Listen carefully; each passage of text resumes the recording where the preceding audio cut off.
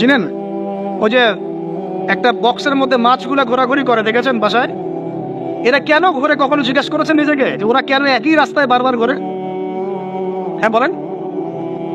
ব্রেইনের ধারণ ক্ষমতা এতটুকুই, ও যে রাস্তা দিয়ে যায় ও ভুলে যায় কোন রাস্তা দিয়ে এসেছে। ওই জন্য প্রতিবার এই রাস্তাকে ওর কাছে নতুন বলে মনে হয়। এত স্বল্প জ্ঞান আল্লাহ পাক ব্রেন তাকে দিয়েছে, কিন্তু তারপরেও সে আল্লাহর অবাধ্যতা করে না, কিন্তু সে আল্লাহর ইবাদত করে। ওই মাছ আল্লাহর ইবাদত করে। এখন আমাদের সমাজে এমন কিছু মানুষ দেখতে পাওয়া যায়, জ্ঞান বুদ্ধি মাশাআল্লাহ এমন বলদের পর্যায়ে, যদি বলি কাশ্মীর মনে হচ্ছে জান্নাত, বলবে যে কাশ্মীরকে জান্নাতের সাথে তুলনা করছে। সুবহানাল্লাহ। যাই হোক, আপনাকে যেটা বলছিলাম, যদি এই বিয়ের ডিসিশন আপনি ঠিক রাখতে পারেন, দুনিয়াতে জান্নাতের একটা ফ্লেভার পাবেন ইনশাআল্লাহ। এই সৌভাগ্য নবী সাল্লাল্লাহু আলাইহি ওয়াসাল্লামের হয়েছিল, কারণ তার ঘরে খাদিজা রাদিয়াল্লাহু আনহার মতো একজন স্ত্রী ছিলেন। সারা দুনিয়া তার বিরুদ্ধে, কিন্তু বাসায় গেলে তিনি প্রশান্তির সাথে থাকেন। এটা নিয়ামত না? আর নূহ আলাইহিস সালাম, সারা দুনিয়ার সাথে লড়তে হয়, বাসায় এসে আবার ওয়াইফের সাথে লড়তে হয়। নূহ আলাইহিস সালামের ওয়াইফ কিন্তু ঈমানদার ছিলেন, বুঝছেন দাদা?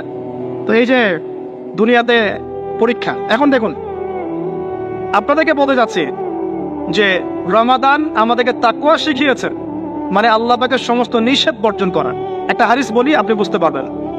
আল মুমিন, মুমিন মুসলিম, আল মুমিন আল মুসলিম মান সালিম আল মুসলিমুনা মিন লিসানিহি ওয়া ইয়াদিহি, যার হাত এবং জবান থেকে অন্য মুসলিম নিরাপদ থাকে। আর আল মুহাজির, মুহাজিরকে মান হাজারা মা নাহাল্লাহু আন, আল্লাহ পাক যা নিষেধ করেছেন এখান থেকে সে দূরে থাকে, আল্লাহর নিষেধ থেকে দূরে থাকে। আল্লাহর নিষেধ থেকে দূরে থাকলে পরে তাকওয়ার ফ্লেভার পাওয়া যায়। স্ত্রী ছিল হালাল, আমি ছেড়ে দিয়েছিলাম। পানি পান করা কি হালাল না হারাম? হালাল, কিন্তু রোজা রেখে ছেড়ে দিয়েছে। খাবার খাওয়া কি হালাল না হারাম?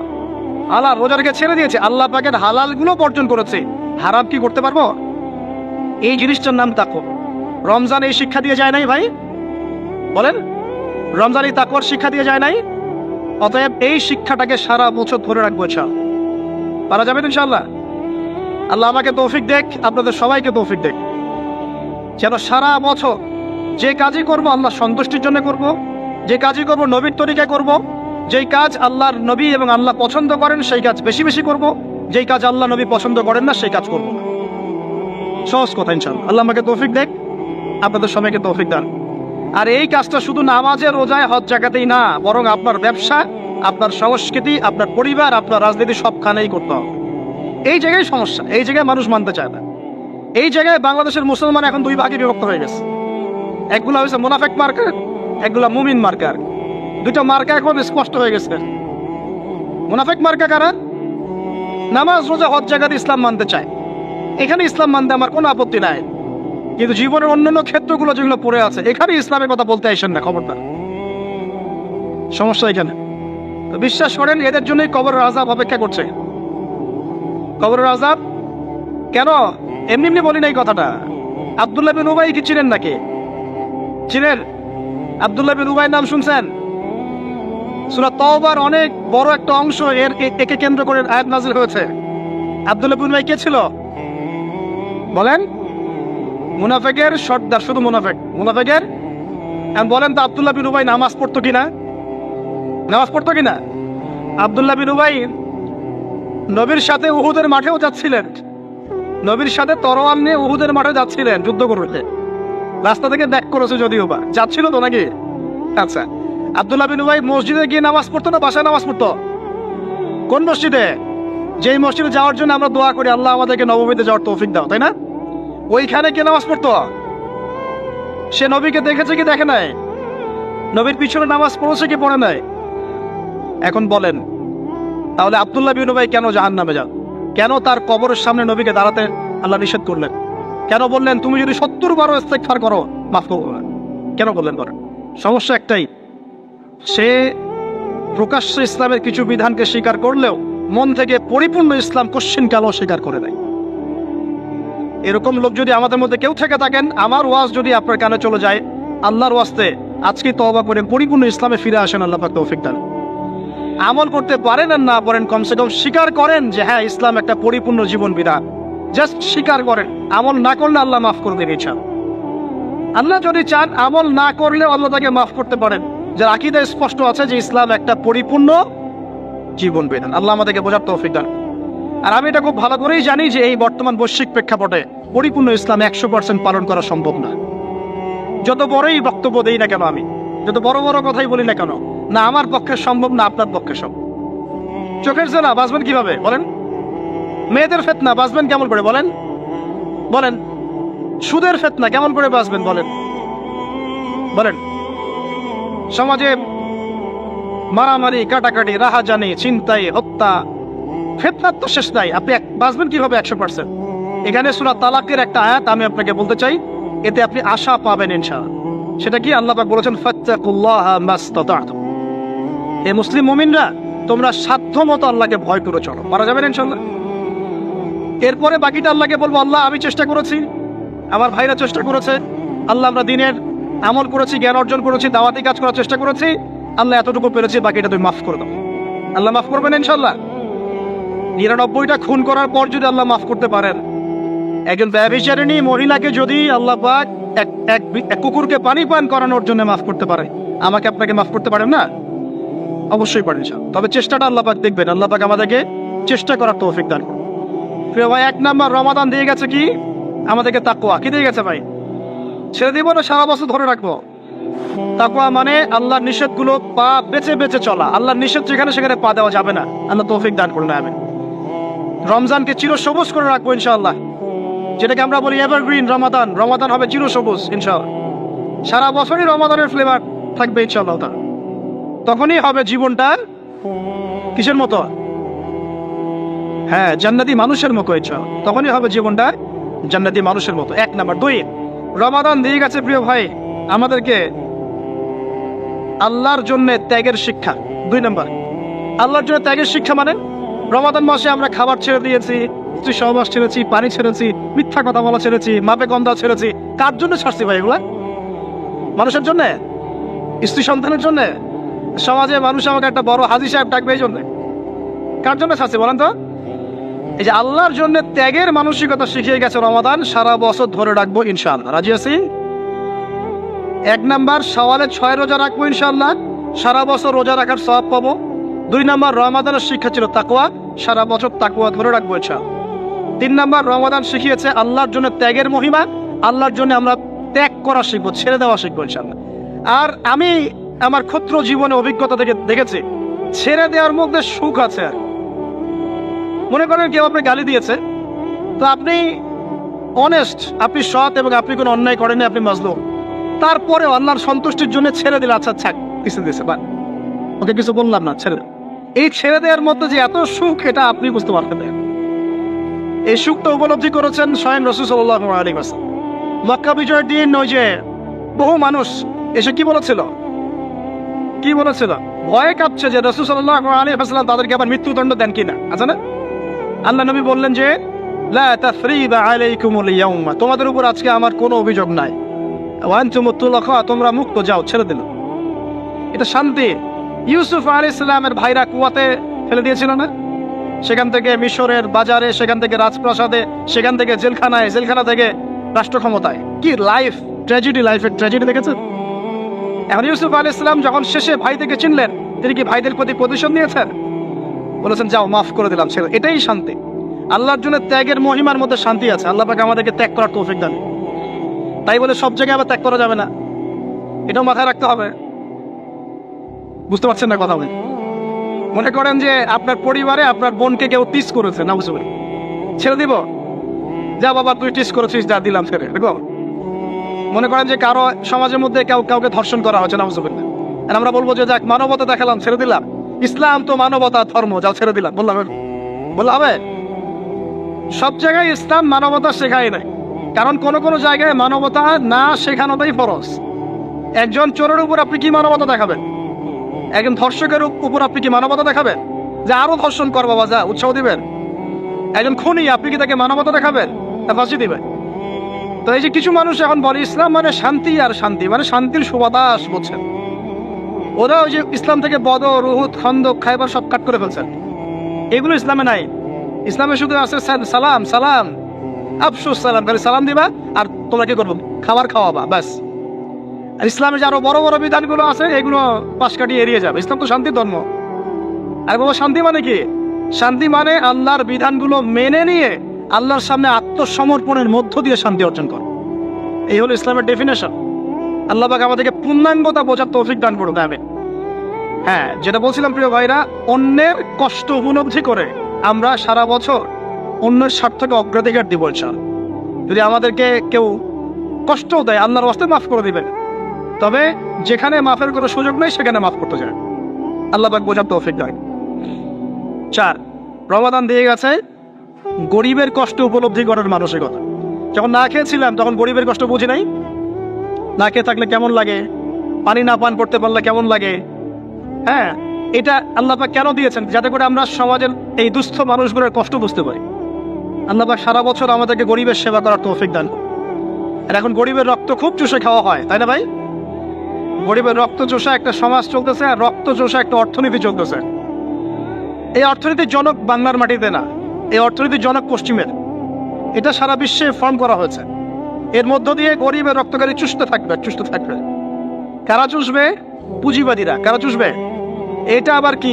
কোনো ওয়াজে তো শুনি নাই পুঁজিবাদ আবার কি জিনিস। এটাকে ক্যাপিটালিজম বলে। পুঁজিবাদ মানে সমাজের একটা অংশের মানুষের কাছে ধন সম্পদ কক্ষীভূত হবে, বাকিরা আস্তে আস্তে গরিব হতে থাকবে দিন দিন। এটা হচ্ছে কিনা?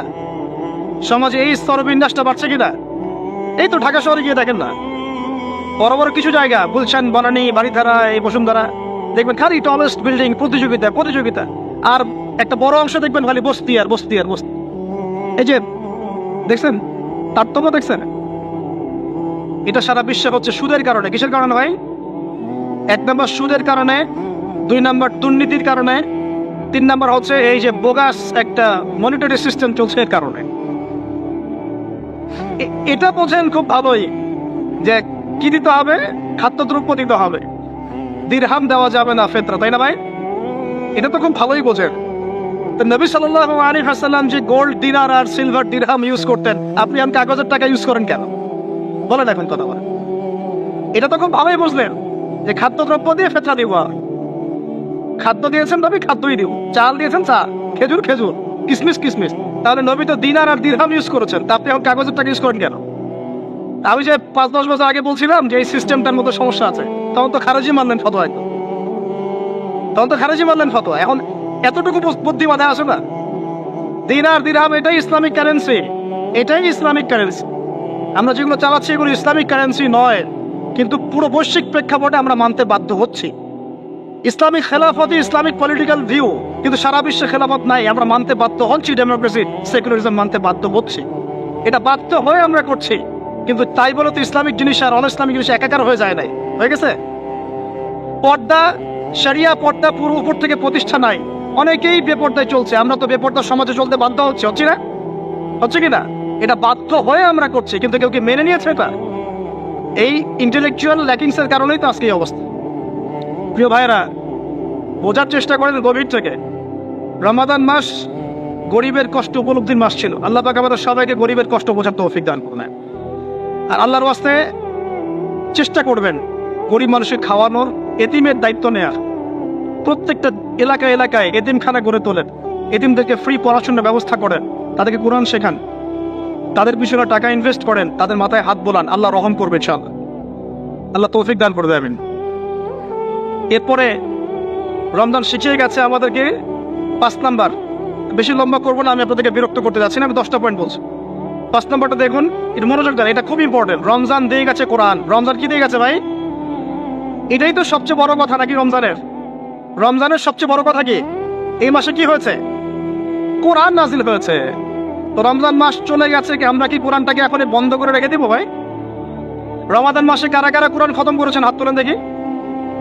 সুবহানাল্লাহ, মাত্রই কয়জন? রমাদান মাসে কোরআন খতম করেছেন কারা কারা?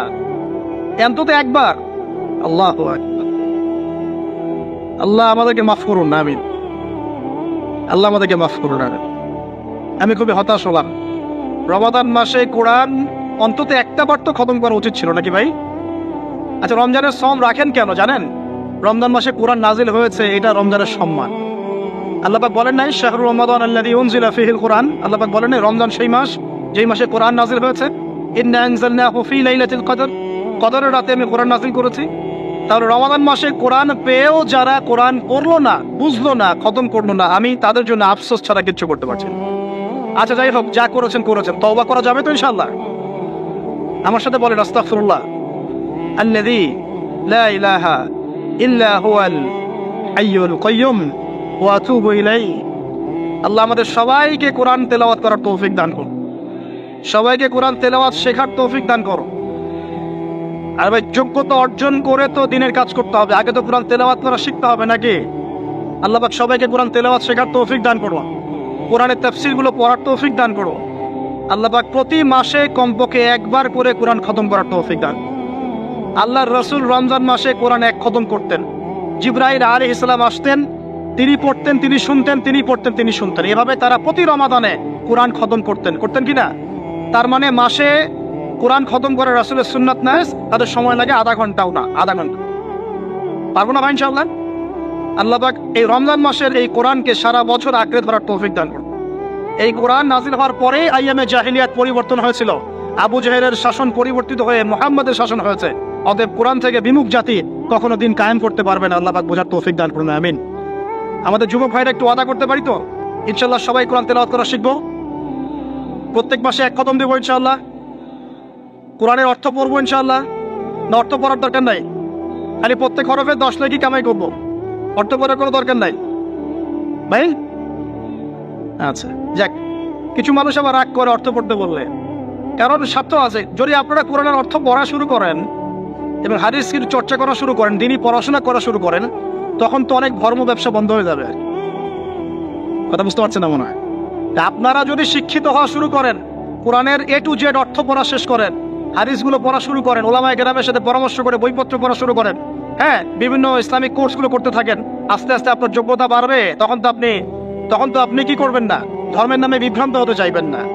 অনেকের তখন ধর্ম ব্যবসাটা কি হবে, বন্ধ হয়ে যাবে। অতএব এই কারণে অনেকে চায় না যে মানুষ কোরআনের অর্থ বুঝুক। আমি আমার মন থেকে আপনাদেরকে রিকোয়েস্ট করছি, সবাই কোরআনের অর্থটা পড়ার চেষ্টা করেন। পারা যাবেন ইনশাআল্লাহ ভাই? আল্লাহ আমাকে তৌফিক দেখ, আপনাদের সবাইকে তৌফিক দান। আর কমপক্ষে দিনে এক পারা করে কোরআন তেলাওয়াত করবেন। আল্লাহ মা বোনদেরকে তৌফিক দেখ, আপনাদের সবাইকে তৌফিক দান। এটা হলো 5 নাম্বার। 6 লাইলাতুল কদর মনে আছে? কোন দশকে ছিল? আচ্ছা, কি মনে হয় আপনাদের এবার কদর কততম রাতে ছিল? কি মনে হয় বলেন তো, কে কি বলেন? বেজর তো জানি, কার মনে হয় 21 ছিল? কার মনে হয় 23, 27, 29? কার কি মনে হয়? আমি আমার জীবনে, এবার আমি আমার অভিজ্ঞতা বলি, আমার জীবনে এইরকম রমাদান আমি কখনো কাটাই নাই। আমার কাছে মনে হয়েছে এই রমজানেও আল্লাহ আমাদের প্রতি নারাজ হয়ে আছে। পুরো রমজান চলে যাচ্ছে, বৃষ্টি হচ্ছে না, এই সামান্য একটু বৃষ্টি, অথচ রমজান মাস আসার আগেই পরিবেশ ঠান্ডা হয়ে যেত না? আগে রমজান মাসে কন্টিনিউয়াসলি বৃষ্টি হতো, স্পেশালি শেষের দশকে অনেক বৃষ্টি হতো, এবং বৃষ্টি ছিল একটা আলামত যেটা দেখে আমরা চিনতে পারতাম যেটা কদরের রাত হতে পারে। এবার চেনাই যাচ্ছে না, খেয়াল করে দেখেন নাই? গরম, আর আমরা তো ঢাকায় ছিলাম, গরমের তীব্রতায় থাকা যাচ্ছে না, এসি থেকে বাইরে বেরিয়ে হওয়া যাচ্ছে না। আল্লাহ পাক নারাজ, ইস্তেসকার দোয়া করা হচ্ছে, বৃষ্টি হচ্ছে না। চিন্তা করতে পারেন? আর এমনও যুগ ছিল যে ওলামায়ে কেরাম, মানে দিনের যারা রিপ্রেজেন্টেটিভ আলেম ওলামা, মুত্তাকি পরহেজগার ব্যক্তিরা আনাচে কানাচে দোয়া করতো, সাথে সাথে বৃষ্টি নামা শুরু হতো। আমরা ছিল না? শোনেন কেন হচ্ছে না? কারণ আমরা হয়তোবা এখনো সেই পর্যায়ের তাকওয়া, সেই পর্যায়ের আল্লাহর ভীতি এখনো অর্জন করতে পারি নাই, যে আমরা দোয়া করলেই সাথে সাথে কবুল হয়ে যায়। হয়তোবা আমাদের ভিতরে অনেক ত্রুটি আছে, এই ত্রুটিগুলো আগে দূর করতে হবে। আল্লাহ পাক তৌফিক দান করুন। আর আমার মনে হয় এমন অনেক মানুষ এই বাংলার জমিনে আছেন যারা যদি এই নামাজের সুযোগ পেতেন, তাহলে তারা দোয়া করার সাথে সাথেই বৃষ্টি বর্ষণ, কিন্তু তারা সুযোগ পাচ্ছেন না। এই একজন ছেলে বুঝতে পারছে কথার অর্থটা কি। এমন বহু মানুষ বাংলার মাটিতে আছে, হয় তারা যদি সুযোগ পেত নামাজটা পড়ার, হয়তো বা বৃষ্টি হতো। নাই বুঝলেন, একটু লেটে বোঝেন। আচ্ছা, বাংলাতে এমন অনেক মানুষ আছে যারা নীরবে নিভৃতে তাহাজ্জুদে আল্লাহর কাছে এত কান্নাকাটি করে, এত আমল করে, এত পরহেজগার মানুষ, তাদের দোয়ার বদৌলতে অনেক কিছু হয়। এটা আপনারা বিশ্বাস করেন? বিশ্বাস করতে হয়। আল্লাহ পাকের এই বান্দারা দুনিয়াতে আছে বলেই বহু কিছু হয়। আল্লাহর অনেক আযাব গজব আল্লাহ পাক উঠিয়ে নেন। আর এখন যে অবস্থা হয়েছে, আমরা সবাই বেশিরভাগই, আমরা সবাই বলবো না, বেশিরভাগই আমরা সুবিধাবাদী মুসলিম হওয়ার চেষ্টা করছি। ইসলামের যে অংশগুলো পালন করলে খুব মজা লাগে এইগুলো আমরা পালন করতে চাই, যেগুলো পালন করলে সমস্যা হতে পারে আমরা গায়ে দাগ লাগতে দিতে চাই না। মানে আমি চলবো ঠিক, গায়ে যেন একটা আচরণ না লাগে, কেউ ভালো মন্দ না বলে, গালিগালাজ না করে, সুন্দরের মতো চলবো আর কি। অথচ এই সুন্নত নবী সাল্লাল্লাহু আলাইহি ওয়াসাল্লামের টাক দিলেও ছোট ভাই, বুঝেছে? বুঝতে হবে। আল্লাহ পাক আমাদের সবাইকে পরিপূর্ণ কোরআন সুন্নাহ ফলো করার তৌফিক দান করেন, আমিন। এই লাইলাতুল কদর নিয়ে কথা বলছিলাম, এটা পাওয়ার জন্য ইতিকাফ করেছিলাম কিনা? অনেকে করেছেন। রাত জেগেছেন কিনা? এই যে রাত্রি জাগরণ করার যে ব্যাপারটা, এটা কি রমজানের শিক্ষা? রমজানের ছেড়ে যাওয়া একটা চেতনা। কেমন? রাত জাগরণের মধ্য দিয়ে আল্লাহকে পাওয়া যায়। তারাবি পড়েছেন, তাহাজ্জুদ পড়েছেন না? এই তাহাজ্জুদে আপনি আল্লাহর কাছে চেয়েছেন, দোয়া করেছেন, আল্লাহকে ডেকেছেন, জিকির করেছেন, তখন আল্লাহর সাথে আপনার একটা গভীর সম্পর্ক ছিল না? এই সম্পর্ক রমজান যাওয়ার সাথে সাথে কি বন্ধ করে দেব? না সারা বছর ধরে রাখবো ইনশাআল্লাহ? আমিন। আচ্ছা, 7 নম্বর ভাই, রমাদানে আল্লাহ রাব্বুল আলামিন আমাদের অনেককেই কিন্তু তারাবি পড়ার তৌফিক দিয়েছেন, দেন নাই? এখন তারাবি এবং নামাজের বিষয়টা কেমন ছিল? আমরা একটা ঐক্যবদ্ধভাবে কাজ করেছি না? একসাথে সবাই মিলে তারাবি পড়েছি, একসাথে আমরা সালাত পড়েছি। এই রমজানের এই যে ঐক্যের শিক্ষাটা, এই শিক্ষাটা কিন্তু রমজান চলে যাওয়ার সাথে সাথেই আমরা আবার বিভক্ত হওয়া শুরু করি। আমরা এই তারাবি, সালাত, জামাতে সালাত, সাদাকাতুল ফিতর, ঈদের জামাত, এগুলোর মধ্যে একটা শিক্ষা নিব, সেটা হলো ঐক্যের চেতনা। কিসের চেতনা ভাই?